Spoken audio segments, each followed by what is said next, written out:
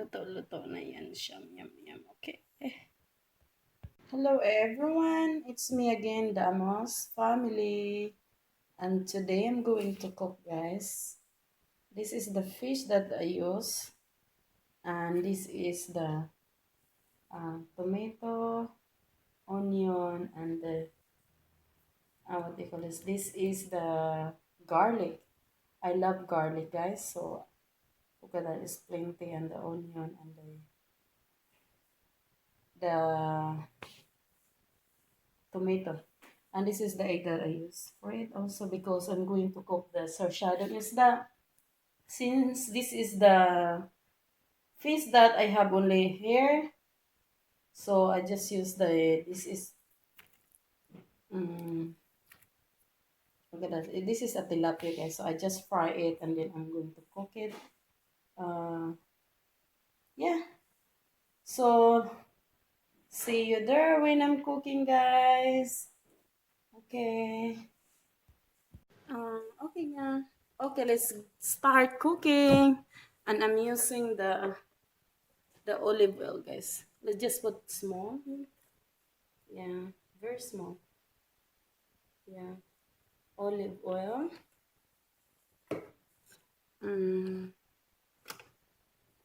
Yeah, and let it.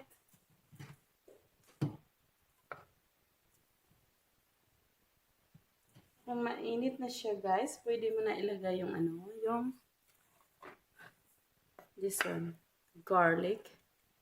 Then you put the garlic, and the next the onion, and the next is the tomato. Okay, since this one is hot already, so let's put it right now. Yeah, and then you can put just mix it like that, and you can put the onion right away, because when the garlic is get warm, it doesn't taste good, guys. Yeah. Yeah. Wow, I can smell it. I can smell it. It smells really good. I don't know. I wish you're here also, guys, so that you can smell it. Yeah. Just let it cook maybe 2 minutes like that. And the next you can put this one, the tomato. Wow, the smell is really good.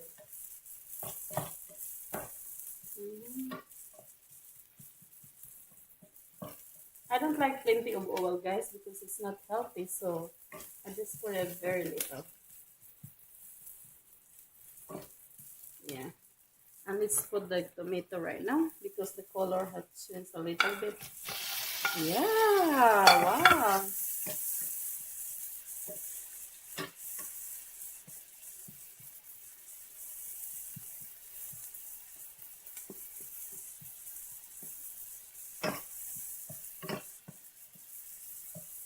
Smells really good. Oh my dear.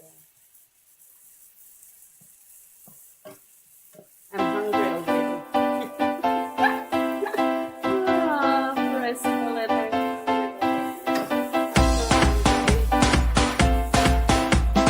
Very simple recipe, but it tastes really good and healthy, because I mix with the fish.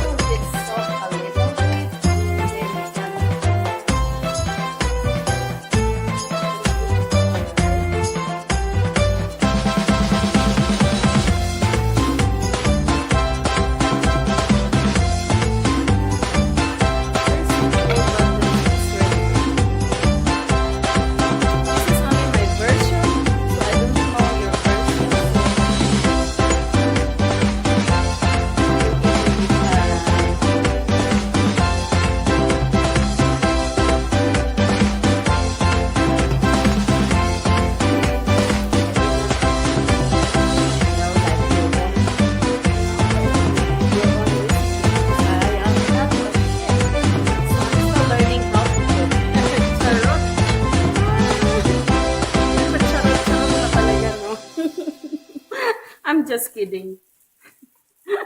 I'm just kidding.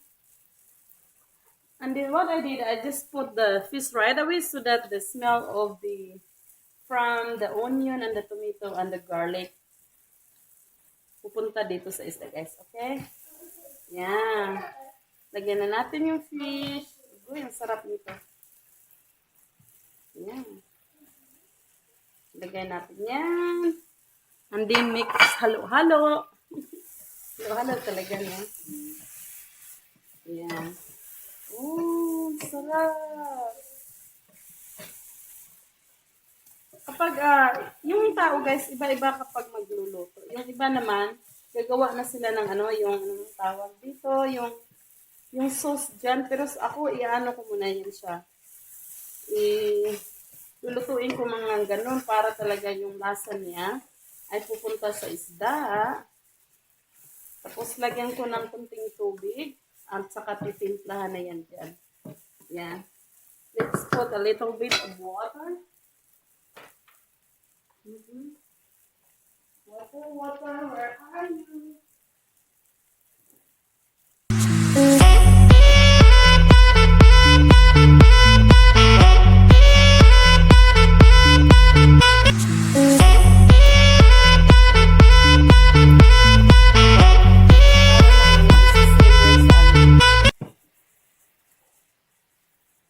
Yeah, like that. Para hindi siya masusunog. Yeah.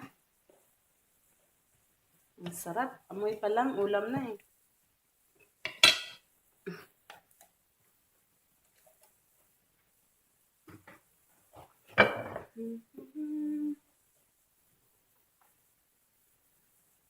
Tapos naka-ready yung itlog ko. Oh.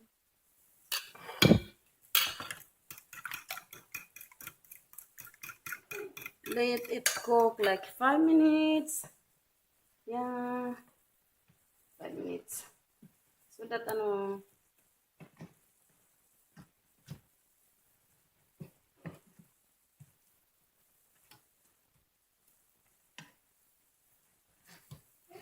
let it be. Let it be.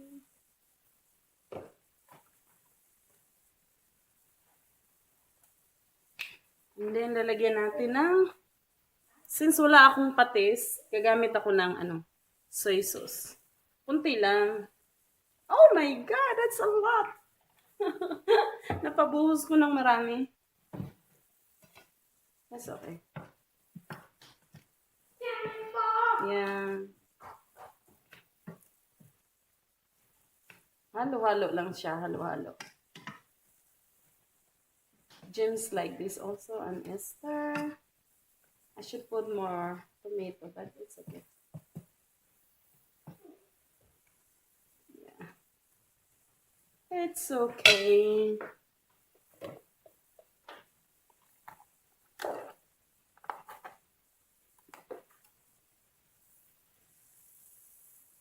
A few moments later. Ilalagay na natin yung itlog. So let's put the this. Kasi kumukulo na siya. Kasi yung isda, luto na siya. Kasi naka-fry na yan. So, lagay natin yun. Ibuhos lang siya sa yan.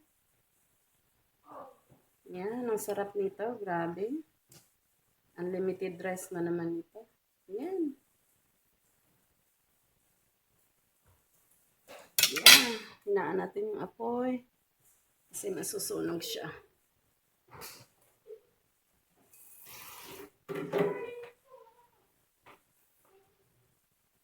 Tingnan mo yung hitsura niya. The color is different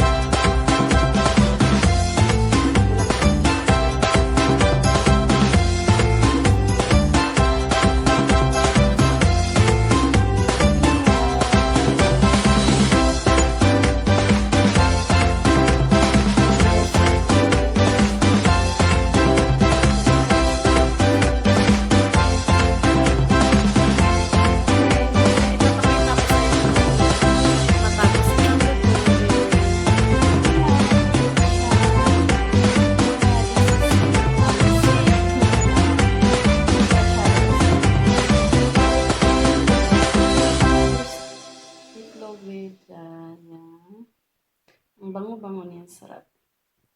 Yeah, it's ready to eat. Yeah, simple lang siya. Ang dali-dali lutuin. Tapos masarap pa kasi fish is not meat. Yan, nagkalat. Ipakita ko lang sa inyo yung finished product niya after ko lulutuin. Yeah. So once again, thank you always for watching. If you like the video, please like, share, and subscribe. Okay, don't forget to ring the bell. Okay, have a good night, everyone. Bye. The next day. Okay na guys, luto na yung ko. Yan, chicken yan. Wala lang patatas kasi wala akong patatas. Ayan. Kumukulo-kulo na siya. Ayan. This is so yummy, yummy in my tummy. Ayan. Malapot siya. Gusto ko kasi na malapot. Ayoko na madaming sabaw. So, it's like that. And then, I want the carrots to be half cooked. Half cooked lang yung carrots na yan. Matigas pa yung tubig. And this is so yummy, yummy. Yummy, yummy in my tummy lang, guys. Yeah. May sariling version din also, guys. I don't know your own, but this is my own version. Since my red bell pepper is kunti lang, so nilagyan ko yung parang yellow siya. Para dumami siya. Yan. Yan. Yan. So, kasi nung ang sarap tingnan mo guys. Ito lang, kunti lang kasi siya. Yeah. See that? Gusto ko yung amoy kasi ng bell pepper sa ulam. It smells really good. This is chicken because I don't eat pork.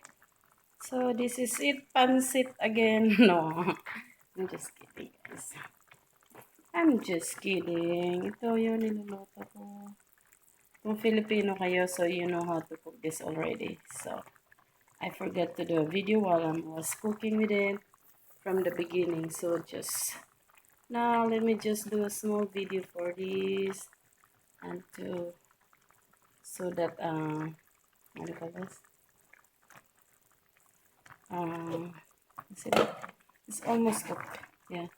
And I cook yeah. I cook the corn because my friends is coming. I invited her for lunch. So I cook this one, and I cook this one, and the fish that I cooked yesterday.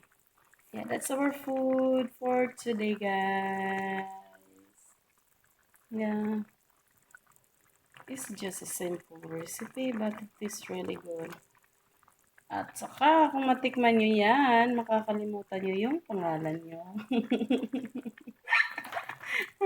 I'm not a good cooker, but you can try it too. Yeah, you can try it.